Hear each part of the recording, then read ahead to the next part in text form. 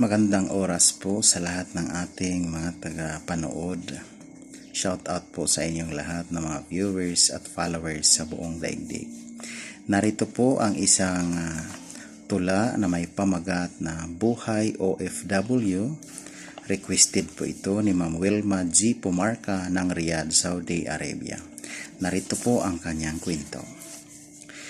Lahat ng desisyong ginagawa natin, kahit na mahirap ay dapat tuparin.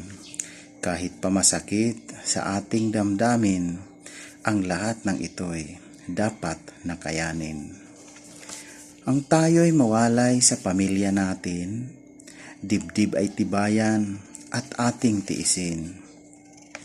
Ating mga lungkot, ating babaunin at patak ng luhay, minsan sasapitin. Ang mga ibang bansa na maghanap buhay, ang isip at puso ay dapat matibay, na dapat ay wala ang lungkot at lumbay, sa iyong pamilya ika'y mawawalay. Ang OFW kung ating banggitin ay napakabigat kung ito'y tawagin. Dalar man ang sahod, mataas kung bilangin, ang sipag at tiyaga ay dapat baunin. Ito'y mangyayari sa kadahilanan.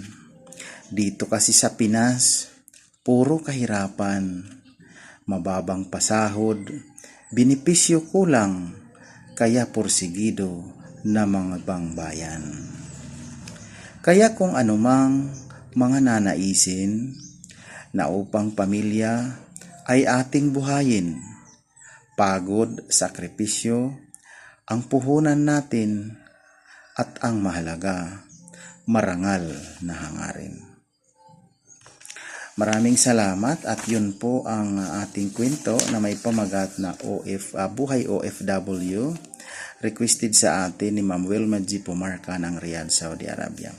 Mabuhay po ang lahat ng mga OFW natin at maraming salamat sa tulang ito. Sana ay magbigay ng inspirasyon sa lahat ng nanonood sa buong daigdig, lalong-lalo na ang mga Filipino nating mga OFW. Thank you so much and God bless you all.